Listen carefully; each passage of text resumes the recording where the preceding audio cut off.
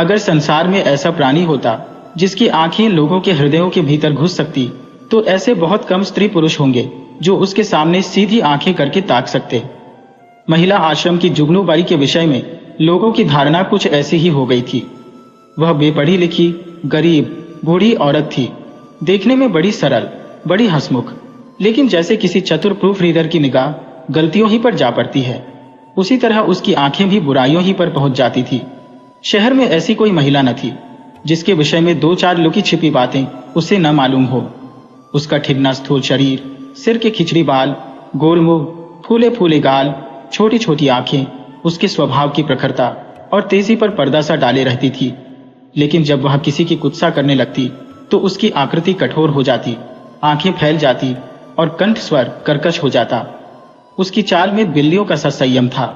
दबे पांव धीरे धीरे चलती, पर शिकार की आहट पाते ही जस्ट मारने को तैयार हो जाती थी। उसका काम था महिला आश्रम में महिलाओं की सेवा टहल करना, पर महिलाएं उसकी सूरत से कांपती थी। उसका आतंक था कि जो ही वह कमरे में कदम रखती, ओठों पर खेलती हुई हंसी जैसे रो पड़ती थी, चहकने वाली आवाजें जैसे बुझ जाती थी, मानो उनके मुख पर लोगों को अपने पिछले रहस्य अंकित नजर आते हो। पिछले रहस्य?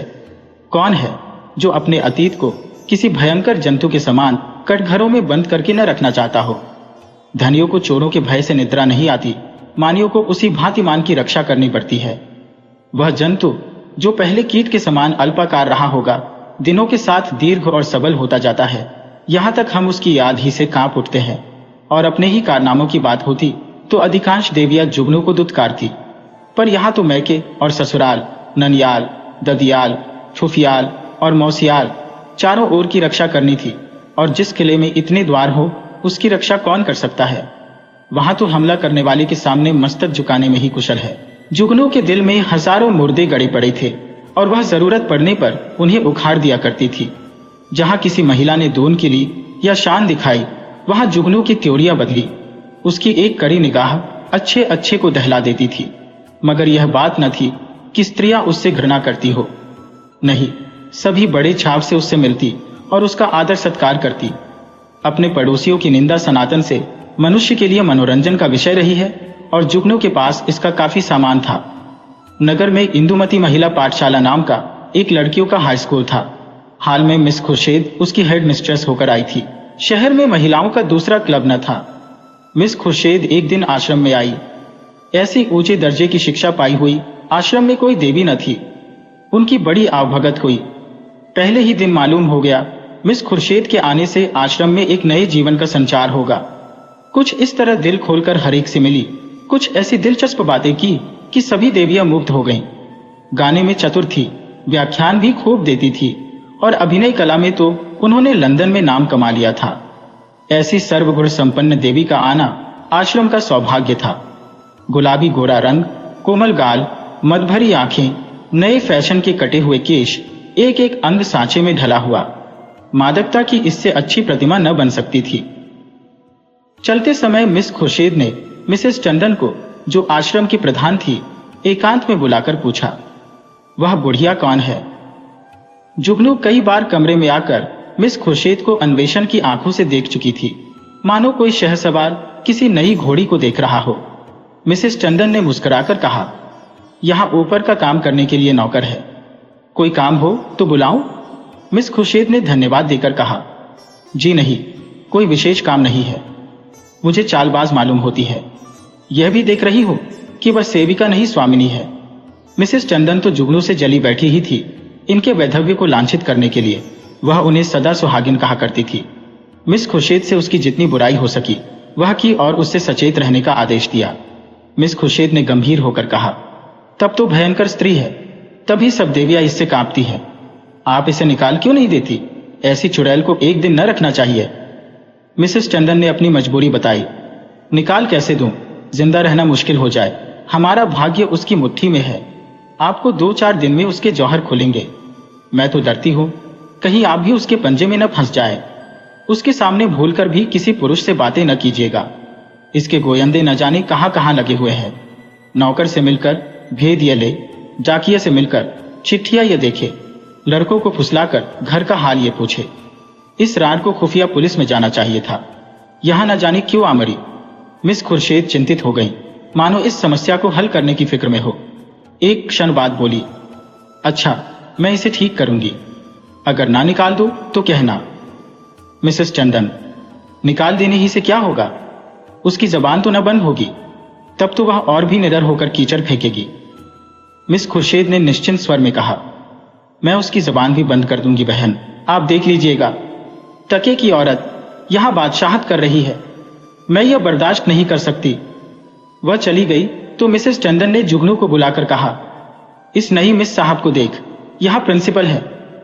जुगनू ने द्वेष भरे हुए स्वर में कहा, आप देखें, मैं ऐसी सैकड़ों छोकरियां देख चुकी हूं, आंखों का पानी जैसे मर गया हो। मिसेस टंडन धीरे से बोली, तुम्हें कच्चा ही खा जाएंगी, उनसे डरती रहना। कह गई है मैं इसे ठीक करके छोड़ूंगी। मैंने सोचा तुम्हें चेता दूं, ऐसा ना हो उसके सामने कुछ ऐसी वैसी बातें कह बैठो। जुगनू ने मानो तलवार खींचकर कहा, मुझे चेताने का काम नहीं, उन्हें चेता दीजिएगा। यहां का आना ना बंद कर दो तो अपने बाप की नहीं। वह घूमकर दुनिया देख आई है तो यहां घर बैठी दुनिया देख चुकी हो। मिसेस टंडन ने पीठ ठोकी, मैंने समझा दिया भाई, आगे तुम जानो, तुम्हारा काम जाने। जुगनू, आप चुपचाप देखती जाइए, कैसा तिगनी का नाच नचाती हो। इसने अब तक ब्याह क्यों नहीं किया? उम्र तो 30 के लगभग होगी। मिसेस टंडन ने रद्दा जमाया, कहती है मैं शादी करना ही नहीं चाहती, किसी पुरुष के हाथ क्यों अपनी आजादी बेचो। जुगनू ने आंखें नचाकर कहा, कोई पूछता ही ना होगा, ऐसी बहुत सी कुंवारियां देख चुकी हो। 70 चूहे खाकर बिल्ली चली हज को, और कई लौंडियां आ गईं और बात का सिलसिला बंद हो गया। दूसरे दिन सवेरे जुगनू मिस खुर्शीद के बंगले पर पहुंची। मिस खुर्शीद हवा खाने गई हुई थी। खानसामा ने पूछा, कहां से आती हो? जुगनू, यहीं रहती हूं बेटा। मेम साहब कहां से आई है? तुम तो इनके पुराने नौकर होंगे। खानसामा, नागपुर से आई है, मेरा घर भी वही है, 10 साल से इनके साथ हो। जुगनू, किसी ऊंचे खानदान की होंगी, वह तो रंग ढंग से ही मालूम होता है। खानसामा, खानदान तो कुछ ऐसा ऊंचा नहीं, हाँ तकदीर की अच्छी है। इनकी मां अभी तक मिशन में 30 रुपए पाती है। यह पढ़ने में तेज थी, वजीफा मिल गया, विलायत चली गई, बस तकदीर खुल गई। अब तो अपनी मां को बुलाने वाली है, लेकिन वह बुढ़िया शायद ही आए। ये गिरजे विरजे नहीं जाती, इससे दोनों में पटती नहीं। जुगनू, मिजाज की तेज मालूम होती है। खानसामा, नहीं, यो तो बहुत नेक है, गिरजे नहीं जाती। तुम क्या नौकरी की तलाश में हो? करना चाहो तो कर लो, एक आया रखना चाहती है। जुगनू, नहीं बेटा, मैं अब क्या नौकरी करूंगी। इस बंगले में पहले जो मेम साहब रहती थी, वह मुझ पर बड़ी निगाह रखती थी। मैंने समझा चलो नहीं, मेम साहब को आशीर्वाद दे आऊं। खानसामा, यह आशीर्वाद लेने वाली मेम साहब नहीं है, ऐसों से बहुत चिढ़ी। कोई मंगता आया और उसे डांट बताई, कहती है बिना काम किए किसी को जिंदा रहने का हक नहीं है, भला चाहती हो तो चुपके से राह लो। जुगनू, तो यह कहो इनका कोई धर्म कर्म नहीं, फिर भला गरीबों पर क्यों दया करने लगी। जुगनू को अपनी दीवार खड़ी करने के लिए काफी सामान मिल गया। नीच खानदान की है, मां से नहीं पटती, धर्म से विमुख है। पहले धाबे में इतनी सफलता कुछ कम न थी। चलते चलते खानसामा से इतना और पूछा, इनके साहब क्या करते हैं? खानसामा ने मुस्कुराकर कहा, इनकी तो अभी शादी ही नहीं हुई, साहब कहां से होंगे? जुगनू ने बनावटी आश्चर्य से कहा, अरे अब तक ब्याह ही नहीं हुआ? हमारे यहां तो दुनिया हंसने लगे। खानसामा, अपना अपना रिवाज है, इनके यहां तो कितनी ही औरतें उम्र भर ब्याह नहीं करती। जुगनू ने मार्मिक भाव से कहा, ऐसी कुंवारियों को मैं बहुत देख चुकी। हमारी बिरादरी में कोई इस तनो रहे तो थोड़ी थोड़ी हो जाए, मुदा इनके यहां जो जी में आवे करो कोई नहीं पूछता। इतने में मिस खुर्शीद आ पहुंची। गुलाबी जाड़ा पड़ने लगा था। मिस साहब साड़ी के ऊपर ओवरकोट पहने हुए थी। एक हाथ में छतरी थी, दूसरे में छोटे कुत्ते की जंजीर। प्रभात की शीतल वायु में व्यायाम ने कपोलों को ताजा और सुर्ख कर दिया था। जुगनू ने झुककर सलाम किया, पर उन्होंने उसे देखकर भी न देखा। अंदर जाते ही खानसामा को बुलाकर पूछा, यह औरत क्या करने आई है? खानसामा ने जूते का फीता खोलते हुए कहा, भिखारिन है हुजूर, पर औरत समझदार है। मैंने कहा, यहां नौकरी करेगी तो राजी नहीं हुई। पूछने लगी, इनके साहब क्या करते हैं? जब मैंने बता दिया तो इसे बड़ा ताज्जुब हुआ, और होना ही चाहे। हिंदुओं में तो दुधमुहे बालकों तक का विवाह हो जाता है। खुर्शीद ने जांच की। और क्या कहती थी? और तो कोई बात नहीं हुजूर। अच्छा, उसे मेरे पास भेज दो। जुगनू ने जो ही कमरे में कदम रखा, मिस खुर्शीद ने कुर्सी से उठकर स्वागत किया। आइए माँ जी, मैं जरा सैर करने चली गई थी। आपके आश्रम में तो सब कुशल है? जुगनू एक कुर्सी का तकिया पकड़कर खड़ी खड़ी बोली। कुशल है मिस साहब। मैंने कहा, आपको आशीर्वाद दे आऊं। मैं आपकी चेरी हूं। जब कोई काम पड़े मुझे याद कीजिएगा। यहां अकेले तो हुजूर को अच्छा न लगता होगा। मिस खुर्शीद, मुझे अपने स्कूल की लड़कियों के साथ बड़ा आनंद मिलता है। वह सब मेरी ही लड़कियां हैं। जुगनू ने मातृभाव से सिर हिलाकर कहा, यह ठीक है मिस साहब, पर अपना अपना ही है। दूसरा अपना हो जाए तो अपनों के लिए कोई क्यों रोए। सहसा एक सुंदर सजीला युवक रेशमी सूट धारण किए, जूते चरमर करता हुआ अंदर आया। मिस खुर्शीद ने इस तरह दौड़कर प्रेम से उसका अभिवादन किया मानो जामे में फूली न समाती हो। जुगनू उसे देखकर कोने में दुबक गई। खुर्शीद ने युवक से गले मिलकर कहा, प्यारे, मैं कब से तुम्हारी राह देख रही हूं।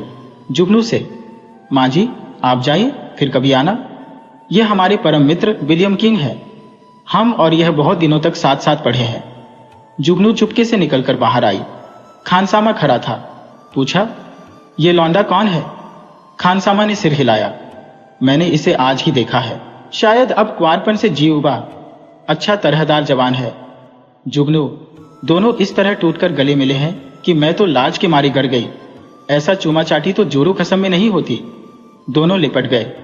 लौंडा तो मुझे देखकर कुछ झिझकता था, पर तुम्हारी मिस साहब तो जैसे मतवाली हो गई थी। खानसामा ने मानो अमंगल के आभास से कहा, मुझे तो कुछ बेरब मामला नजर आता है। जुगनू तो यहां से सीधे मिसेस टंडन के घर पहुंची। इधर मिस खुर्शीद और युवक में बातें होने लगी। मिस खुर्शीद ने कहखा मारकर कहा, तुमने अपना पार्ट खूब खेला लीला। बुढ़िया सचमुच चौंधिया गई। लीला, मैं तो डर रही थी कि कहीं बुढ़िया भांप न जाए। मिस खुर्शीद, मुझे विश्वास था वह आज जरूर आएगी। मैंने दूर ही से उसे बरामदे में देखा और तुम्हें सूचना दी। आज आश्रम में बड़े मजे रहेंगे। जी चाहता है महिलाओं की कन्फुसकियां सुनती। देख लेना, सभी उसकी बातों पर विश्वास करेंगी। लीला, तुम भी तो जानबूझकर दलदल में पांव रख रही हो। मिस खुर्शीद, मुझे अभिनय में मजा आता है। दिल लगी रहेगी। बुढ़िया ने बड़ा जुल्म कर रखा है। जरा उसे सबक देना चाहती हो। कल तुम इसी वक्त इसी ठाट से फिर आ जाना।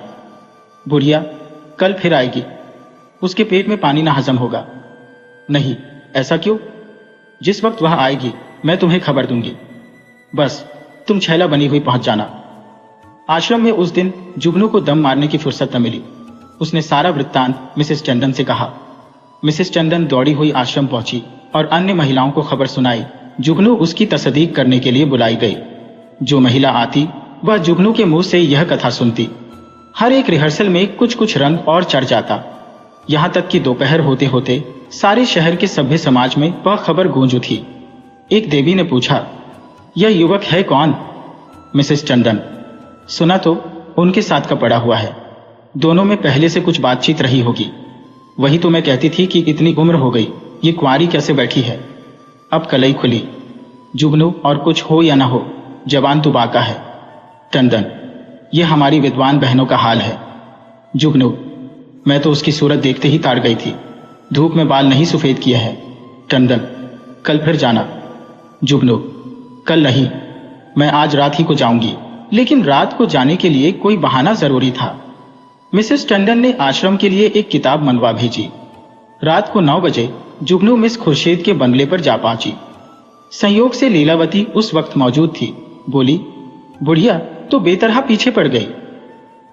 मिस खुर्शीद, मैंने तुमसे कहा था उसके पेट में पानी न बचेगा। तुम जाकर रूप भर जाओ, तब तक मैं बातों में लगाती हूं। शराबियों की तरह अंत संत बकना शुरू करना। मुझे भगा ले जाने के प्रस्ताव भी करना। बस यूं बन जाना जैसे अपने होश में नहीं हो। लीला मिशन में डॉक्टर थी। उसका बंगला भी पास ही था। वह चली गई तो मिस खुर्शीद ने जुगनू को बुलाया। जुगनू ने एक पुर्जा उसको देकर कहा, मिसेस टंडन ने यह किताब मांगी है। मुझे आने में देर हो गई। मैं इस वक्त आपको कष्ट न देती, पर सवेरे ही वह मुझसे मांगेंगी। हजारों रुपये महीने की आमदनी है मिस साहब, मगर एक एक कौड़ी दांत से पकड़ती है। इनके द्वारे पर भिखारी को भीख तक नहीं मिलती। मिस खुर्शीद ने पुर्जा देखकर कहा, इस वक्त तो यह किताब नहीं मिल सकती, सुबह ले जाना, तुमसे कुछ बातें करनी है। बैठो, मैं अभी आती हूँ। वह पर्दा उठाकर पीछे के कमरे में चली गई और वहां से कोई 15 मिनट में एक सुंदर रेशमी साड़ी पहने, इत्र में बसी हुई, मुंह पर पाउडर लगाए निकली। जुगनू ने उसे आंखें फाड़कर देखा। ओहो, यह रिंगार! शायद इस समय वह लौंडा आने वाला होगा, तभी यह तैयारियां हैं। नहीं, सोने के समय कुंवारियों को बनाव सवार की क्या जरूरत। जुगनू की नीति में स्त्रियों के रिंगार का केवल एक उद्देश्य था, पति को लुभाना। इसलिए सुहागिनों के सिवा रिंगार और सभी के लिए वर्जित था। अभी खुर्शीद कुर्सी पर बैठने भी न पाई थी कि जूतों का चरमर सुनाई दिया और एक क्षण में विलियम किंग ने कमरे में कदम रखा। उसकी आंखें छड़ी हुई मालूम होती थी और कपड़ों से शराब की गंध आ रही थी। उसने बेधड़क मिस खुर्शीद को छाती से लगा लिया और बार बार उसके कपोलों के चुंबन लेने लगा। मिस खुर्शीद ने अपनी को उसके करपाश से छुड़ाने की चेष्टा करके कहा, चलो हटो, शराब पीकर आए हो। किंग ने उसे और चिमटाकर कहा, आज तुम्हें भी पिलाऊंगा प्रिय, तुमको पीना होगा, फिर हम दोनों लिपट कर सोवेंगे। नशे में प्रेम कितना सजीव हो जाता है, इसकी परीक्षा कर लो। मिस खुर्शीद ने इस तरह जुगनू की उपस्थिति का उसे संकेत किया कि जुगनू पर नजर पड़ जाए, पर किंग नशे में मस्त था, जुगनू की तरफ देखा ही नहीं। मिस खुर्शीद ने रोष के साथ अपने को अलग करके कहा, तुम इस वक्त आपे में नहीं हो, इतने उतावले क्यों हुए जाते हो? क्या मैं कहीं भागी जा रही हूं? किंग, इतने दिनों से चोरों की तरह आया हो, आज से मैं खुले खजाने आऊंगा। खुर्शीद, तुम तो पागल हो रहे हो, देखते नहीं हो कमरे में कौन बैठा हुआ है? किंग ने हकबकाकर जुगनू की तरफ देखा और झिझक कर बोला, यह बुढ़िया यहां कब आई? तू यहां क्यों आई बुद्धि? शैतान की बच्ची, यहां भेद लेने आती है, हमको बदनाम करना चाहती है। मैं तेरा गला घोंट दूंगा। ठहर, भागती कहां है? मैं तुझे जिंदा न छोड़ूंगा। जुगनू बिल्ली की तरह कमरे से निकली और सिर पर पांव रखकर भागी। उधर कमरे से कह कहे उठ उठकर छत को हिलाने लगे।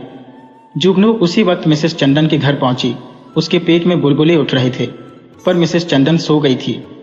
वहां से निराश होकर उसने कई दूसरे घरों की कुंडी खटखटाई, पर कोई द्वार न खुला और दुखिया को सारी रात इसी तरह काटनी पड़ी, मानो कोई रोता हुआ बच्चा गोद में हो। प्रातःकाल वह आश्रम में जा कूदी। कोई आधा घंटे में मिसेस चंदन भी आई। उन्हें देखकर उसने मुंह फेर लिया। मिसेस चंदन ने पूछा, रात क्या तुम मेरे घर आई थी? इस वक्त मुझसे महाराज ने कहा। जुगनू ने विरक्त भाव से कहा, प्यासा ही तो कुएं के पास जाता है, कुआं थोड़े ही प्यासे के पास आता है। मुझे आग में झोंककर आप दूर हट गईं। भगवान ने मेरी रक्षा की, नहीं कल जान ही गई थी। मिसेस चंदन ने उत्सुकता से कहा, क्या हुआ? क्या कुछ कहो तो। मुझे तुमने जगह क्यों न लिया? तुम तो जानती हो मेरी आदत सवेरे सो जाने की है। महाराज ने घर में घुसने ही न दिया। जगह कैसे लेती? आपको इतना तो सोचना चाहिए था कि वह वहां गई है तो आती होगी। घड़ी भर बाद ही सोती तो क्या बिगड़ जाता, पर आपको किसी की क्या परवाह। तो क्या हुआ? मिस खुर्शीद मारने दौड़ी? वह नहीं मारने दौड़ी, उनका वह खसम है, वह मारने दौड़ा। लाल आंखें निकाले आया और मुझसे कहा, निकल जा। जब तक मैं निकलूं तब तक हंटर खींचकर दौड़ ही तो पड़ा। मैं सिर पर पांव रखकर न भागती तो चमड़ा उधोड़ डालता, और वह रात बैठी तमाशा देखती रही। दोनों में पहले से सधी बदी थी। ऐसी कुलटाओं का मुंह देखना पाप है। बेसवा भी इतनी निर्लज्ज न होगी। जरा देर में और देविया आ पहुंची। ये वृत्तांत सुनने के लिए सभी उत्सुक हो रही थी। जुगनू की कैंची अविश्रांत रूप से चलती रही। महिलाओं को इस वृत्तांत में इतना आनंद आ रहा था कि कुछ न पूछो। एक एक बात को खोद खोद कर पूछती थी। घर के काम धंधे भूल गए, खाने पीने की सुधि भी न रही, और एक बार सुनकर उनकी तृप्ति न होती थी। बार बार वही कथा नए आनंद से सुनती थी। मिसेस टंडन ने अंत में कहा, हमें आश्रम में ऐसी महिलाओं को लाना अनुचित है। आप लोग इस प्रश्न पर विचार करें। मिसेस पांड्या ने समर्थन किया, हम आश्रम को आदर्श से गिराना नहीं चाहते। मैं तो कहती हूँ ऐसी औरत किसी संस्था की प्रिंसिपल बनने के योग्य नहीं। मिसेस बांगड़ा ने फरमाया, जुगनूबाई ने ठीक कहा था, ऐसी औरत का मुंह देखना भी पाप है। उसे साफ कह देना चाहिए, आप यहाँ तशरीफ न लावें। अभी यह खिचड़ी पक रही थी कि आश्रम के सामने एक मोटर आकर रुकी। महिलाओं ने सिर उठा उठाकर देखा। गाड़ी में मिस खुर्शीद और विलियम किंग बैठे हुए थे। जुगनू ने मुंह फैलाकर हाथ से इशारा किया, वही लौंडा है। महिलाओं का संपूर्ण समूह चिक के सामने आने के लिए विकल हो गया। मिस खुर्शीद ने मोटर से उतरकर हुड बंद कर दिया और आश्रम के द्वार की ओर चली। महिलाएं भाग भाग कर अपनी अपनी जगह आ बैठी। मिस खुर्शीद ने कमरे में कदम रखा। किसी ने स्वागत न किया। मिस खुर्शीद ने जुगनू की ओर नी संकोच आंखों से देखकर मुस्कुराते हुए कहा, कहिए बाई जी, रात आपको चोट तो नहीं आई? जुगनू ने बहुतेरी दीदा दिलेर स्त्रियां देखी थी, पर इस डिठाई ने उसे चकित कर दिया। चोर हाथ में चोरी का माल लिए शाह को ललकार रहा था। जुगनू ने ऐंठकर कहा, जी न भरा हो तो अब पिटवा दो, सामने ही तो है। खुर्शीद, वह इस वक्त तुमसे अपना अपराध क्षमा कराने आए हैं। रात वह नशे में थे। जुगनू ने मिसेस टंडन की ओर देखकर कहा, और आप भी तो कुछ कम नशे में नहीं थी। खुर्शीद ने व्यंग्य समझकर कहा, मैंने आज तक कभी नहीं पी, मुझ पर झूठा इल्जाम मत लगाओ। जुगनू ने लाठी मारी। शराब से भी बड़ी नशे की चीज है कोई, वह उसी का नशा होगा। उन महाशय को पर्दे में क्यों ढक दिया? देविया भी तो उनकी सूरत देखती। मिस खुर्शीद ने शरारत की। सूरत तो उनकी लाख 2 लाख में एक है।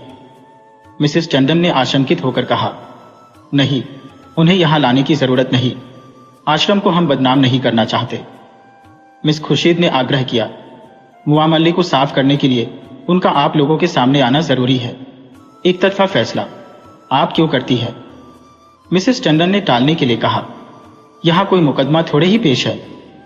मिस खुर्शीद, वाह, मेरी इज्जत में बट्टा लगा जा रहा है और आप कहती हैं कोई मुकदमा नहीं है। मिस्टर किम आएंगे और आपको उनका बयान सुनना होगा। मिसेस टंडन को छोड़कर और सभी महिलाएं किम को देखने के लिए उत्सुक थी। किसी ने विरोध न किया। खुर्शीद ने द्वार पर आकर ऊंची आवाज से कहा, तुम जरा यहां चले आओ। हुड खुला और मिस लीलावती रेशमी साड़ी पहने मुस्कुराती हुई निकल आई। आश्रम में सन्नाटा छा गया। देविया विस्मित आंखों से लीलावती को देखने लगी। जुगनू ने आंखें चमकाकर कहा, उन्हें कहां छिपा दिया आपने? खुर्शीद, छूमंतर से उड़ गए, जाकर गाड़ी देख लो। जुगनू लपक कर गाड़ी के पास गई और खूब देखभाल कर मुंह लटकाए हुए लौटी। मिस खुर्शीद ने पूछा, क्या हुआ, मिला कोई? जुगनू, मैं ये तिरिया चरित्र क्या जानूं? लीलावती को गौर से देखकर, और मर्दों को साड़ी पहनाकर आंखों में धूल झोंक रही हो। यही तो है वह रात वाले साहब। खुर्शीद, खूब पहचानती हो। जुगनू, हाँ हाँ, क्या अंधी हो। मिसेस टंडन, क्या पागलों सी बातें करती हो जुगनू? ये तो डॉक्टर लीलावती है। जुगनू, उंगली चमकाकर, चलिए चलिए, लीलावती है। साड़ी पहनकर औरत बनते लाज भी नहीं आती। तुम रात को इनके घर नहीं थे? लीलावती ने विनोद भाव से कहा। मैं कब इनकार कर रही हूं? इस वक्त लीलावती हो, रात को विलियम किंग बन जाती हो, इसमें बात ही क्या है? देवियों को अब यथार्थ की लालिमा दिखाई दी। चारों तरफ कह कहे पड़ने लगे। कोई तालियां बजाती थी, कोई डॉक्टर लीलावती की गर्दन से लिपट जाती थी, कोई मिस खुर्शीद की पीठ पर थपकियां देती थी। कई मिनट तक हुहक मचता रहा। जुगनू का मुंह उस लालिमा में बिल्कुल जरा सा निकल आया। जबान बंद हो गई। ऐसा चरखा उसने कभी न खाया था, इतनी जलील कभी न हुई थी। मिसेस मेहरा ने डांट बताई, अब बोलो दाई, लगी मुंह में कालिक की नहीं? मिसेस बांगड़ा, इसी तरह सबको बदनाम करती है। लीलावती, आप लोग भी तो जो यह कहती है उस पर विश्वास कर लेती है। इस हरबोंग में जुगनू को किसी ने जाते न देखा। अपने सिर पर यह तूफान उठते देखकर उसे चुपके से सरक जाने में ही अपनी कुशल मालूम हुई। पीछे के द्वार से निकली और गलियों गलियों भागी। मिस खुर्शीद ने कहा, जरा उससे पूछो मेरे पीछे क्यों पड़ गई थी? मिसेस टंडन ने पुकारा, पर जुगनू कहाँ? तलाश होने लगी। जुगनू गायब। उस दिन से शहर में फिर किसी ने जुगनू की सूरत नहीं देखी। आश्रम के इतिहास में यह मामला आज भी उल्लेख और मनोरंजन का विषय बना हुआ है।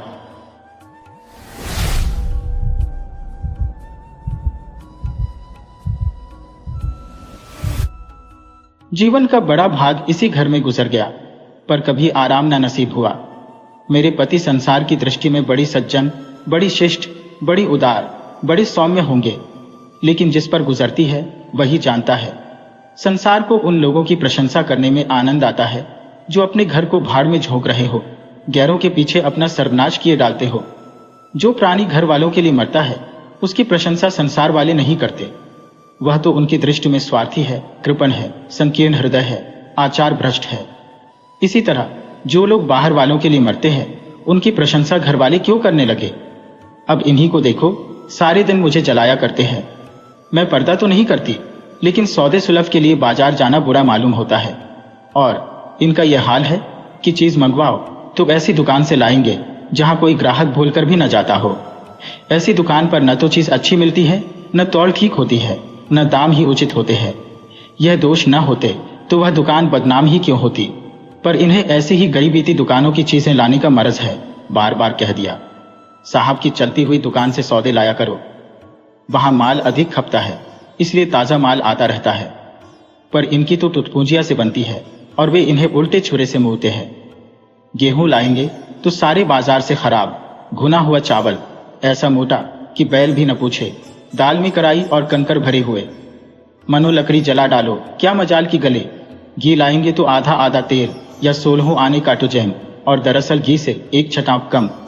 तेल लाएंगे तो मिलावट, बालों में डालो तो चिमट जाए। पर दाम दियाएंगे शुद्ध आंवले की तेल का। किसी चलती हुई नामी दुकान पर जाते तो इन्हें जैसे डर लगता है, शायद ऊंची दुकान और फीके पकवान के कायल है। मेरा अनुभव तो यह है कि नीची दुकान पर ही सड़े पकवान मिलते हैं। एक दिन की बात हो तो बर्दाश्त कर ली जाए, रोज रोज का टंटा नहीं सहा जाता। मैं पूछती हूँ, आखिर आप टुटपुंजियों की दुकान पर जाते ही क्यों है? क्या उनके पालन पोषण का ठेका तुम्ही ने लिया है? आप फरमाते हैं। मुझे देखकर सबके सब बुलाने लगते हैं। वाह, क्या कहना है, कितनी दूर की बात कही है। जरा इन्हें बुला लिया और खुशामद के 2 शब्द सुना दिए, थोड़ी सी स्तुति कर दी, बस आपका मिजाज आसमान पर जा पहुंचा। फिर इन्हें सुधी नहीं रहती कि यह कूड़ा करकट बांध रहा है या क्या। पूछती हो, तुम उस रास्ते से जाते ही क्यों हो? क्यों किसी दूसरे रास्ते से नहीं जाते? ऐसे उठाई गिरों को मुंह ही क्यों लगाते हो? इसका कोई जवाब नहीं, एक चुप 100 बाधाओं को हराती है। एक बार एक गहना बनवाने को दिया। मैं तो महाशय को जानती थी, इनसे कुछ पूछना व्यर्थ समझा। अपने पहचान के एक सुनार को बुला रही थी। संयोग से आप भी विराजमान थे। बोले, यह संप्रदाय विश्वास के योग्य नहीं, धोखा खाओगी। मैं एक सुनार को जानता हूं, मेरे साथ का पड़ा हुआ है, बरसों साथ साथ खेले हैं, वह मेरे साथ चालबाजी नहीं कर सकता। मैंने भी समझा, जब इनका मित्र है और वह भी बचपन का, तो कहां तक दोस्ती का हक न निभाएगा। सोने का एक आभूषण और 100 रुपये इनके हवाले किए।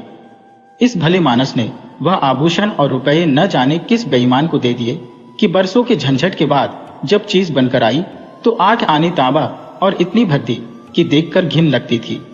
बरसों की अभिलाषा धूल में मिल गई, रो पीट कर बैठ रही। ऐसे ऐसे वफादार तो इनके मित्र हैं, जिन्हें मित्र की गर्दन पर छुरी फेरने पर भी संकोच नहीं।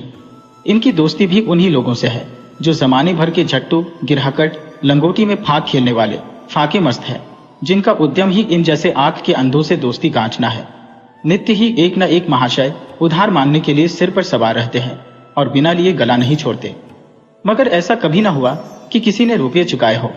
आदमी एक बार खोकर सीखता है, 2 बार खोकर सीखता है, किंतु ये भले मानस 1000 बार खोकर भी नहीं सीखते। जब कहती हूं रुपए तो दे आए, अब मान क्यों नहीं लाते? क्या मर गए तुम्हारे वह दोस्त? तो बस बगले झांक कर रह जाते हैं। आपसे मित्रों को सूखा जवाब नहीं दिया जाता। खैर, सूखा जवाब ना दो। मैं भी नहीं कहती कि दोस्तों से बेमुरवती करो, मगर चिकनी चुपड़ी बातें तो बना सकते हो, बहाने तो कर सकते हो। किसी मित्र ने रुपये मांगे और आपके सिर पर बोझ पड़ा, बेचारे कैसे इनकार करें? आखिर लोग जान जाएंगे कि नहीं कि यह महाशय भी खुखल ही है। इनकी हविस यह है कि दुनिया इन्हें संपन्न समझती रहे, चाहे मेरे गहने ही क्यों न गिरो रखने पड़े। सच कहती हो, कभी कभी तो 1-1 पैसे की तंगी हो जाती है और इन भले आदमी को रुपये जैसे घर में काटते हैं। जब तक रुपये के वारे न्यारे न कर लें, इन्हें चैन नहीं। इनके करतूत कहां तक गाऊं? मेरी तो नाक में दम आ गया। एक न एक मेहमान रोज यमराज की भांति सिर पर सवार रहते हैं। न जाने कहां के बेफिक्रे इनके मित्र हैं। कोई कहीं से आकर मरता है, कोई कहीं से। घर क्या है, अपाहिजों का अड्डा है। जरा सा तो घर, मुश्किल से 2 पलंग, ओढ़ना बिछोना भी फालतू नहीं। मगर आप हैं कि मित्रों को निमंत्रण देने को तैयार। आप तो अतिथि के साथ लेटेंगे, इसलिए इन्हें चारपाई भी चाहिए, ओढ़ना बिछोना भी चाहिए, नहीं तो घर का पर्दा खुल जाए। जाता है मेरे बच्चों के सिर। गर्मियों में तो खैर कोई मुजायका नहीं, लेकिन जाड़ों में तो ईश्वर ही याद आते हैं। गर्मियों में भी खुली छत पर तो मेहमानों का अधिकार हो जाता है। अब मैं बच्चों को लिए पिंजरे में पड़ी फड़फड़ाया करूं। इन्हें इतनी समझ भी नहीं कि जब घर की यह दशा है तो क्यों ऐसों को मेहमान बनाए जिनके पास कपड़े लत्ते तक नहीं।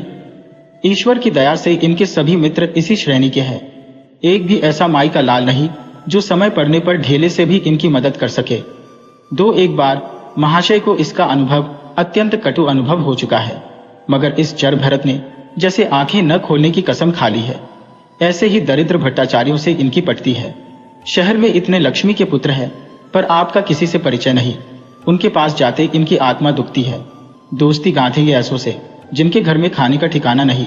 एक बार हमारा कहार छोड़कर चला गया और कई दिन कोई दूसरा कहार न मिला। किसी चतुर और कुशल कहार की तलाश में थी, किंतु आपको जल्द से जल्द कोई आदमी रख लेने की धुन सवार हो गई। घर के सारे काम पूर्ववत चल रहे थे, पर आपको मालूम हो रहा था कि गाड़ी रुकी हुई है। मेरा झूठे बर्तन मांजना और अपना साग भाजी के लिए बाजार जाना इनके लिए असह्य हो उठा। एक दिन जाने कहां से एक बांगड़ू को पकड़ लाए। उसकी सूरत कह देती थी कि कोई जांगलू है, मगर आपने उसका ऐसा बखान किया कि क्या कहूं। बड़ा होशियार है, बड़ा आज्ञाकारी, परले सिरे का मेहनती, गजब का सलीकेदार और बहुत ही ईमानदार। खैर, मैंने उसे रख लिया। मैं बार बार क्यों इनकी बातों में आ जाती हूं, इसका मुझे स्वयं आश्चर्य है। यह आदमी केवल रूप से आदमी था, आदमियत के और कोई लक्षण उसमें न थे। किसी काम की तमीज नहीं, बेईमान न था, पर गधा अव्वल दर्जे का। बेईमान होता तो कम से कम इतनी तस्कीन तो होती कि खुद खा जाता है। अभागा दुकानदारों के हाथों लुट जाता था। 10 तक की गिनती उसे न आती थी। 1 रुपया देकर बाजार भेजो तो संध्या तक हिसाब न समझा सके। क्रोध पी पी कर रह जाती थी। रक्त खोलने लगता था कि दुष्ट के कान उखाड़ लो, मगर इन महाशय को उसे कभी कुछ कहते नहीं देखा। डांटना तो दूर की बात है। आप नहा धोकर धोती छांट रहे हैं और वह दूर बैठा तमाशा देख रहा है। मैं तो बचा का खून पी जाती, लेकिन इन्हें जरा भी गम नहीं। जब मेरे डांटने पर धोती छांटने जाता भी तो आप उसे समीप न आने देते।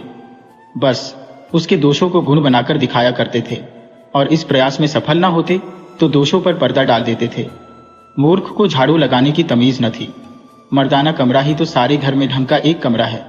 उसमें झाड़ू लगाता तो इधर की चीज उधर, ऊपर की नीचे, मानो कमरे में भूकंप आ गया हो।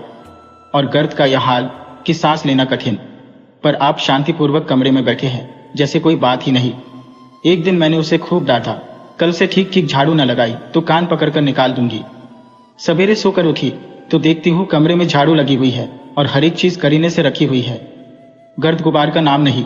मैं चकित होकर देखने लगी तो आप हंसकर बोले, देखती क्या हो, आज घोड़े ने बड़े सवेरे उठकर झाड़ू लगाई है।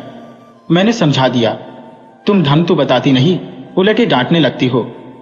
मैंने समझा, खैर दुष्ट ने कम से कम एक काम तो सलीके से किया। अब रोज कमरा साफ सुथरा मिलता। घोड़े मेरी दृष्टि में विश्वासी बनने लगा। संयोग की बात, एक दिन मैं जरा मामूल से सवेरे उठ बैठी और कमरे में आई तो क्या देखती हूँ कि घोड़े द्वार पर खड़ा है और आप तन मन से कमरे में झाड़ू लगा रहे हैं। मेरी आंखों में खून उतर आया। उनके हाथ से झाड़ू छीनकर घोड़े के सिर जमा दी। हरामखोर को उसी दम निकाल बाहर किया। आप फरमाने लगे, उसका महीना तो चुका दो। वाह री समझ, एक तो काम न करे, उस पर आंखें दिखाए, उस पर पूरी मजूरी भी चुका दूं। मैंने एक कौड़ी भी न दी। एक कुर्ता दिया था, वह भी छीन लिया। इस पर जर भरत महाशय मुझसे कई दिन रूठे रहे।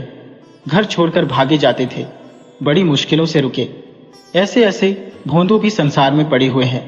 मैं न होती तो शायद अब तक इन्हें किसी ने बाजार में बेच दिया होता। एक दिन मेहतर ने उतारे कपड़ों का सवाल किया। इस बेकारी के जमाने में फालतू कपड़े तो शायद पुलिस वालों या रईसों के घर में हो। मेरे घर में तो जरूरी कपड़े भी काफी नहीं। आपका वस्त्रालय एक बक्ची में आ जाएगा जो डाक के पार्सल से कहीं भेजा जा सकता है। फिर इस साल जाड़ों के कपड़े बनवाने की नौबत ना आई। पैसे नजर नहीं आते, कपड़े कहां से बने। मैंने मेहतर को साफ जवाब दे दिया। कड़ाके का जाड़ा पड़ रहा था, इसका अनुभव मुझे कम न था। गरीबों पर क्या बीत रही है इसका भी मुझे ज्ञान था, लेकिन मेरे या आपके पास खेत के सिवा इसका और क्या इलाज है। जब तक समाज का यह संगठन रहेगा ऐसी शिकायतें पैदा होती रहेंगी।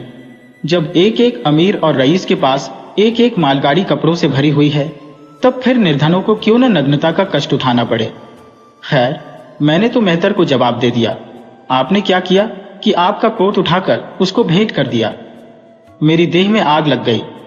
इतनी दानशील नहीं हो कि दूसरों को खिलाकर आप सो रहो। देवता के पास यही एक कोट था। आपको इसकी जरा भी चिंता न हुई कि पहनेंगे क्या। यश के लोभ ने जैसे बुद्धि ही हर ली। मेहतर ने सलाम किया, दुआएं दी और अपनी राह ली। आप कई दिन सर्दी से ठिठुरते रहे। प्रातःकाल घूमने जाया करते थे, वह बंद हो गया। ईश्वर ने उन्हें हृदय भी एक विचित्र प्रकार का दिया है। फटे पुराने कपड़े पहनते आपको जरा भी संकोच नहीं होता। मैं तो मारे लाज के गड़ जाती हूँ, पर आपको जरा फिक्र नहीं। कोई हंसता है तो हंसे आपकी बला से। अंत में जब मुझसे न देखा गया तो एक कोट बनवा दिया। जी तो जलता था कि खूब सर्दी खाने दो, पर डरी कि कहीं बीमार पड़ जाए तो और बुरा हो। आखिर काम तो उन्हीं को करना है। महाशय अपने दिल में समझते होंगे मैं कितना विनीत, कितना परोपकारी हो। शायद इन्हें इन बातों का गर्व हो। मैं इन्हें परोपकारी नहीं समझती, न विनीत ही समझती हो। यह जड़ता है, सीधी सादी निरीहता। जिस मेहतर को आपने अपना कोट दिया उसे मैंने कई बार रात को शराब के नशे में मस्त झूमता देखा है और आपको दिखा भी दिया है। फिर दूसरों की विवेकहीनता की प्रौति हम क्यों करें। अगर आप विनीत और परोपकारी होते तो घर वालों के प्रति भी तो आपके मन में कुछ उदारता होती। यह सारी उदारता बाहर वालों ही के लिए सुरक्षित है। घर वालों को उसका अल्पांश भी न मिलना चाहिए। मेरी इतनी अवस्था बीत गई, पर इस भले आदमी ने कभी अपने हाथों से मुझे एक उपहार भी न दिया। बेशक मैं जो चीज बाजार से मंगवाऊं उसे लाने में इन्हें जरा भी आपत्ति नहीं, बिल्कुल उज्र नहीं, मगर रुपये मैं दे दूं यह शर्त है। इन्हें खुद कभी यह उमंग नहीं होती। यह मैं मानती हूं कि बेचारे अपने लिए भी कुछ नहीं लाते। मैं जो कुछ मंगवा दूं उसी पर संतुष्ट हो जाते हैं। मगर आखिर आदमी कभी कभी शौकन की चीजें चाहता ही है। अन्य पुरुषों को देखती हो, स्त्री के लिए तरह तरह के गहने, भांति भांति के कपड़े, शौक श्रृंगार की वस्तुएं लाते रहते हैं। यहाँ इस व्यवहार का निषेध है। बच्चों के लिए भी मिठाइयाँ, खिलौने, बाजे शायद जीवन में एक बार भी न लाए हो। शपथ भी खाली है। इसलिए मैं तो इन्हें कृपण कहूंगी, अरसिक कहूंगी, हृदय शून्य कहूंगी, उदार नहीं कह सकती। दूसरों के साथ इनका जो सेवा भाव है उसका कारण है इनका यश लोभ और व्यावहारिक अज्ञानता। आपके विनय का यह हाल है कि जिस दफ्तर में आप नौकर हैं उसके किसी अधिकारी से आपका मेल जोल नहीं। अफसरों को सलाम करना तो आपकी नीति के विरुद्ध है। नजर या डाली तो दूर की बात है। और तो और कभी किसी अफसर के घर नहीं जाते। इसका खामियाजा आप न उठाए तो कौन उठाए। औरों को रियायती छुट्टियां मिलती हैं, आपका वेतन कटता है। औरों की तरक्कियां होती हैं, आपको कोई पूछता भी नहीं। हाजिरी में 5 मिनट की भी देर हो जाए तो जवाब पूछा जाता है। बेचारे जी तोड़कर काम करते हैं। कोई बड़ा कठिन काम आ जाता है तो इन्हीं के सिर मढ़ा जाता है। इन्हें जरा भी आपत्ति नहीं। दफ्तर में इन्हें घिस्सू, पिस्सू आदि उपाधियां मिली हुई है, मगर पड़ाव कितना ही बड़ा मारे इनके भाग्य में वही सूखी घास लिखी है। यह विनय नहीं है, स्वाधीन मनोवृत्ति भी नहीं है। मैं तो इसे समय चातुरी का अभाव कहती हूँ, व्यावहारिक ज्ञान की क्षति कहती हूँ। आखिर कोई अफसर आपसे क्यों प्रसन्न हो? इसलिए कि आप बड़ी मेहनती हैं। दुनिया का काम मुरव्वत और रवादारी से चलता है। अगर हम किसी से खींचे रहे तो कोई कारण नहीं कि वह भी हमसे न खींचा रहे। फिर जब मन में क्षोभ होता है तो वह दफ्तरी व्यवहारों में भी प्रकट हो ही जाता है। जो मातहत अफसर को प्रसन्न रखने की चेष्टा करता है, जिसकी जात से अफसर का कोई व्यक्तिगत उपकार होता है, जिस पर वह विश्वास कर सकता है, उसका लिहाज वह स्वभावतः करता है। ऐसे सिरागियों से क्यों किसी को सहानुभूति होने लगी? अफसर भी तो मनुष्य है। उसके हृदय में जो सम्मान और विशिष्टता की कामना है वह कहाँ पूरी हो? जब अधीनस्थ कर्मचारी ही उससे फिरंत रहे तो क्या उसके अफसर उसे सलाम करने आएंगे? आपने जहां नौकरी की वहां से निकाले गए। कभी किसी दफ्तर में 2-3 साल से ज्यादा न टिके। या तो अफसर से लड़ गए या कार्याधिक्य के कारण छोड़ बैठे। आपको कुटुंब सेवा का दावा है। आपके कई भाई भतीजे होते हैं, वह कभी इनकी बात भी नहीं पूछते। आप बराबर उनका मुंह ताकते रहते हैं। इनके एक भाई साहब आजकल तहसीलदार है। घर की मिल्कियत उन्हीं की निगरानी में है। वह ठाठ से रहते हैं। मोटर रख ली है। कई नौकर चाकर हैं, मगर यहां भोले से भी पत्र नहीं लिखते। एक बार हमें रुपए की बड़ी तंगी हुई। मैंने कहा, अपने भ्राता जी से क्यों नहीं मांग लेते? कहने लगे, उन्हें क्यों चिंता में डालो, उन्हें भी तो अपना खर्च है। कौन सी ऐसी बचत हो जाती होगी। जब मैंने बहुत मजबूर किया तो आपने पत्र लिखा। मालूम नहीं पत्र में क्या लिखा। पत्र लिखा या मुझे चकमा दे दिया। रुपए न आने थे न आए। कई दिनों के बाद मैंने पूछा। कुछ जवाब आया श्रीमान के भाई साहब के दरबार से। आपने रुष्ट होकर कहा, अभी केवल 1 सप्ताह तो खत पहुंचे हुए, अभी क्या जवाब आ सकता है। 1 सप्ताह और गुजरा मगर जवाब न दारद। अब आपका यह हाल है कि मुझे कुछ बातचीत करने का अवसर ही नहीं देते। इतने प्रसन्न चित्त नजर आते हैं कि क्या कहो। बाहर से आते हैं तो खुश खुश, कोई न कोई शिगुफा लिए हुए। मेरी खुशामद भी खूब हो रही है, मेरे मैके वालों की प्रशंसा भी हो रही है, मेरे गृह प्रबंध का बखान भी असाधारण रीति से किया जा रहा है। मैं इस महाशय की चाल समझ रही थी। यह सारी दिलजोई केवल इसलिए थी कि श्रीमान के भाई साहब के विषय में कुछ पूछ न बैठूं। सारे राजनीतिक, आर्थिक, सामाजिक, आचारिक प्रश्नों की मुझसे व्याख्या की जाती थी, इतने विस्तार और गवेषणा के साथ कि विशेषज्ञ भी लोहा मान जाए, केवल इसलिए कि मुझे वह प्रसंग उठाने का अवसर न मिले। लेकिन मैं भला कब चूकने वाली थी। जब पूरे 2 सप्ताह गुजर गए और बीमे के रुपए भेजने की मिति मौत की तरह सिर पर सवार हो गई तो मैंने पूछा, क्या हुआ? तुम्हारे भाई साहब ने श्रीमुख से कुछ फरमाया या अभी तक पत्र नहीं पहुंचा? आखिर घर की जायदाद में हमारा भी कुछ हिस्सा है या नहीं, या हम किसी लौंडी दासी की संतान है? 500 रुपए साल का नफा तो 10 साल पहले था, अब तो 1000 से कम ना होगा। पर हमें कभी एक कानी कौड़ी भी नहीं मिली। मोटे हिसाब से हमें 2000 मिलना चाहिए। 2000 ना हो, 1000 हो, 500 हो, 250 हो, कुछ ना हो तो बीमा के प्रीमियम भर के तो हो। तहसीलदार साहब की आमदनी हमारी आमदनी की चौगुनी है, रिश्वतें भी लेते हैं, तो फिर हमारे रुपये क्यों नहीं देते? आप हैं हाँ हाँ करने लगे, कहने लगे, वह बेचारे घर की मरम्मत करवाते हैं, बंधु बांधवों का स्वागत सत्कार करते हैं, नातेदारियों में भेंट भाट भेजते हैं, और कहां से लावें जो हमारे पास भेजे। वाह री बुद्धि, मानो जायदाद इसीलिए होती है कि उसकी कमाई उसी में खर्च हो जाए। इस भले आदमी को बहाने गढ़ने भी नहीं आते। मुझसे पूछते मैं 1 नहीं 1000 बता देती, एक से एक बढ़कर कह देते। घर में आग लग गई, सब कुछ स्वाहा हो गया था, या चोरी हो गई, तिनका तक न बचा, या 10,000 का अनाज भरा था उसमें घाटा रहा, या किसी से फौजदारी हो गई, उसमें दिवाला पिट गया। आपको सूझी भी तो लचर सी बात। तकदीर ठोक कर बैठ रही। पड़ोस की एक महिला से रुपए कर्ज लिए, तब जाकर काम चला। फिर भी आप भाई भतीजों की तारीफ के पुल बांधते हैं तो मेरे शरीर में आग लग जाती है। ऐसे कौरवों से ईश्वर बचाए। ईश्वर की दया से आपके 2 बच्चे हैं, 2 बच्चियां भी हैं। ईश्वर की दया कहो या कोप कहो, सब के सब उद्यमी हो गए हैं कि खुदा की पनाह। मगर क्या मजाल है कि यह भोंदू किसी को कड़ी आंखों से देखे। रात के 8 बजे गए हैं, युवराज अभी घूमकर नहीं आए। मैं घबरा रही हो, आप निश्चिंत बैठे अखबार पढ़ रहे हैं। जल्लाई हुई जाती हो और अखबार छीन कर कहती हो, जाकर जरा देखते क्यों नहीं, लौंडा कहाँ रह गया। न जाने तुम्हारा हृदय कितना कठोर है। ईश्वर ने तुम्हें संतान ही न जाने क्यों दे दी। पिता का पुत्र के साथ कुछ तो धर्म है। तब आप भी गर्म हो जाते हैं। अभी तक नहीं आया, बड़ा शैतान है। आज बचा आते हैं तो कान उखाड़ लेता हूं, मारे हंतरों की खाल उधेड़ कर रख दूंगा। यो बिगड़कर तैश के साथ आप उसे खोजने निकलते हैं। संयोग की बात, आप उधर जाते हैं, इधर लड़का आ जाता है। मैं पूछती हूं, तू किधर से आ गया? तुझे वहां ढूंढने गए हुए हैं। देखना आज कैसी मरम्मत होती है। ये आदत ही छूट जाएगी। दांत पीस रहे थे, आते ही होंगे। छड़ी भी उनके हाथ में है। तुम इतने मन के हो गए हो कि बात नहीं सुनते। आज आटे दाल का भाव मालूम होगा। लड़का सहम जाता है और लैंप जलाकर पढ़ने बैठ जाता है।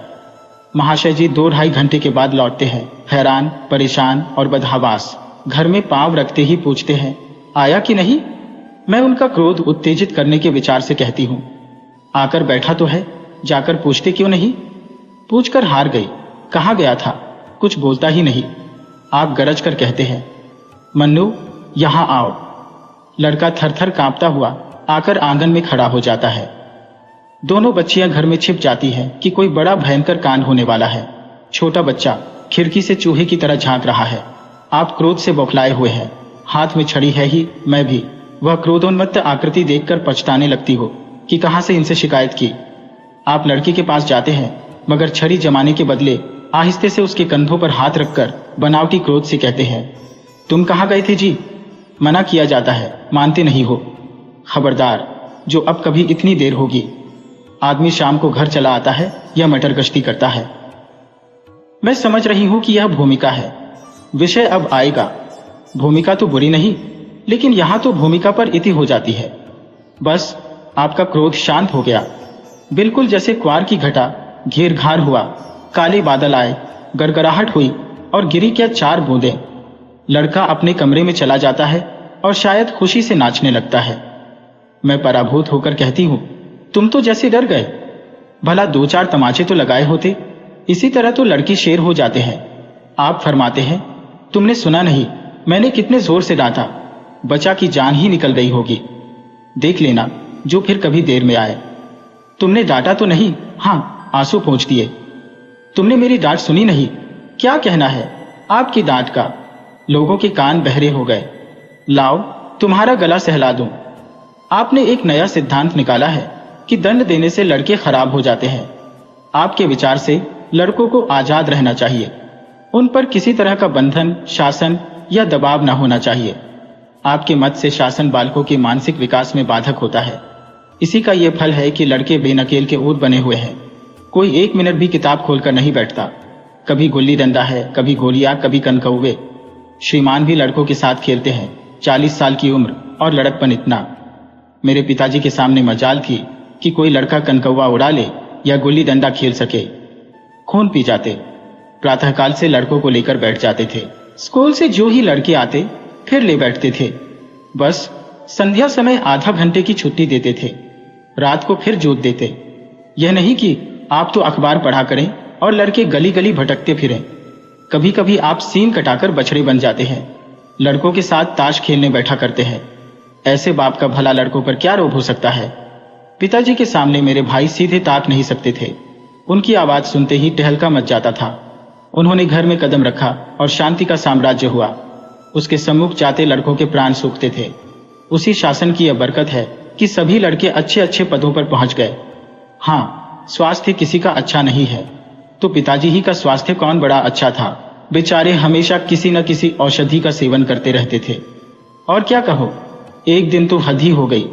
श्रीमान जी लड़कों को कनकौवा उड़ाने की शिक्षा दे रहे थे।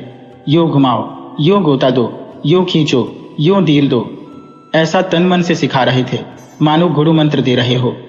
उस दिन मैंने इनकी ऐसी खबर ली कि याद करते होंगे। तुम कौन होते हो मेरे बच्चों को बिगाड़ने वाले? तुम्हें घर से कोई मतलब नहीं है, न हो, लेकिन आप मेरे बच्चों को खराब न कीजिए। बुरी बुरी आदतें न सिखाइए। आप उन्हें सुधार नहीं सकते तो कम से कम बिगाड़िए मत। लगे बगले झांकने। मैं चाहती हूं एक बार यह भी गर्म पड़े तो अपना चंदी रूप दिखाऊं, पर ये इतना जल्द दब जाते हैं कि मैं हार जाती हूं। पिताजी किसी लड़के को मेले तमाशे न ले जाते थे। लड़का सिर पटक कर मर जाए मगर जरा भी न पसीजते थे। और इन महात्मा जी का यह हाल है कि एक एक से पूछकर मेले ले जाते हैं। चलो चलो, वहां बड़ी बहार है, खूब आतिशबाजियां छूटेंगी, गुब्बारे उड़ेंगे, विलायती चरखियां भी है, उन पर मजे से बैठना। और तो और आप लड़कों को हॉकी खेलने से भी नहीं रोकते। यह अंग्रेजी खेल भी कितने जानलेवा होते हैं। क्रिकेट, फुटबॉल, हॉकी, एक से एक घातक। गेंद लग जाए तो जान लेकर ही छोड़े। पर आपको इन सभी खेलों से प्रेम है। कोई लड़का मैच में जीत कर आ जाता है तो ऐसे फूल उठते हैं मानो किला जीत कर आया हो। आपको इसकी जरा भी परवाह नहीं कि चोट चपेट आ गई तो क्या होगा। हाथ पांव टूट गए तो बेचारों की जिंदगी कैसे पार लगेगी। पिछले साल कन्या का विवाह था। आपको जिद थी कि दहेज के नाम कानी कौड़ी भी न देंगे, चाहे कन्या आजीवन कुंवारी बैठी रहे। यहां भी आपका आदर्शवाद आ कूदा। समाज के नेताओं का छल प्रपंच आए दिन देखते रहते हैं, फिर भी आपकी आंखें नहीं खुलती। जब तक समाज की यह व्यवस्था कायम है और युवती कन्या का अविवाहित रहना निंदास्पद है, तब तक यह प्रथा मिटने की नहीं। 2-4 ऐसे व्यक्ति भले ही निकल आवे जो दहेज के लिए हाथ न फैलावे, लेकिन इसका परिस्थिति पर कोई असर नहीं पड़ता और कुप्रथा जो की त्यों बनी हुई है। पैसों की तो कमी नहीं है, दहेज की बुराइयों पर लेक्चर दे सकते हैं, लेकिन मिलते हुए दहेज को छोड़ देने वाला मैंने आज तक न देखा। जब लड़कों की तरह लड़कियों की शिक्षा और जीविका की सुविधाएं निकल आएंगी तो यह प्रथा भी विदा हो जाएगी। उसके पहले संभव नहीं। मैंने जहां जहां संदेश भेजा दहेज का प्रश्न उठ खड़ा हुआ और आपने प्रत्येक अवसर पर टांग अठाई। अब इस तरह पूरा साल गुजर गया और कन्या को 17वां लग गया तो मैंने एक जगह बात पक्की कर ली। आपने भी स्वीकार कर लिया, क्योंकि वर पक्ष ने लेन देन का प्रश्न उठाया ही नहीं। हालांकि अंतःकरण में उन लोगों को पूरा विश्वास था कि अच्छी रकम मिलेगी और मैंने भी तय कर लिया था कि यथाशक्ति कोई बात उठा न रखूंगी। विवाह के सकुशल होने में कोई संदेह न था, लेकिन इन महाशय के आगे मेरी एक न चली। यह प्रथा निंद्य है, यह रस्म निरर्थक है, यहाँ रुपये की क्या जरूरत, यह गीतों का क्या काम। नाक में दम था। ये क्यों, वह क्यों, ये तो साफ दहेज है। तुमने मेरे मुंह में कालिक लगा दी, मेरी आबरू मिटा दी। जरा सोचिए इस परिस्थिति को कि बारात द्वार पर पड़ी हुई है और यहाँ बात बात पर शास्त्रार्थ हो रहा है। विवाह का मुहूर्त आधी रात के बाद था। प्रथानुसार मैंने व्रत रखा, किंतु आपकी टेक थी कि व्रत की कोई जरूरत नहीं। जब लड़के के माता पिता व्रत नहीं रखते, जब लड़का तक व्रत नहीं रखता, तो कन्या पक्ष वाले ही व्रत क्यों रखें। मैं और सारा खानदान मना करता रहा, लेकिन आपने नाश्ता किया, भोजन किया। खैर, कन्यादान का मुहूर्त आया। आप सदैव से इस प्रथा के विरोधी हैं, आप इसे निषिद्ध समझते हैं। कन्या क्या दान की वस्तु है? दान रुपये पैसे जगह जमीन का हो सकता है, पशु दान भी होता है, लेकिन लड़की का दान एक लचर सी बात है। कितना समझाती हो, पुरानी प्रथा है, वेदकाल से होती चली आई है, शास्त्रों में इसकी व्यवस्था है। संबंधी समझा रहे हैं, पंडित समझा रहे हैं, पर आप है कि कान पर जो नहीं रेंगती। हाथ जोड़ती हो, पैरों पड़ती हो, गिड़गिड़ाती हो, लेकिन मंडप के नीचे न गए। और मजा यह है कि आपने ही तो यह अनर्थ किया और आप ही मुझसे रूठ गए।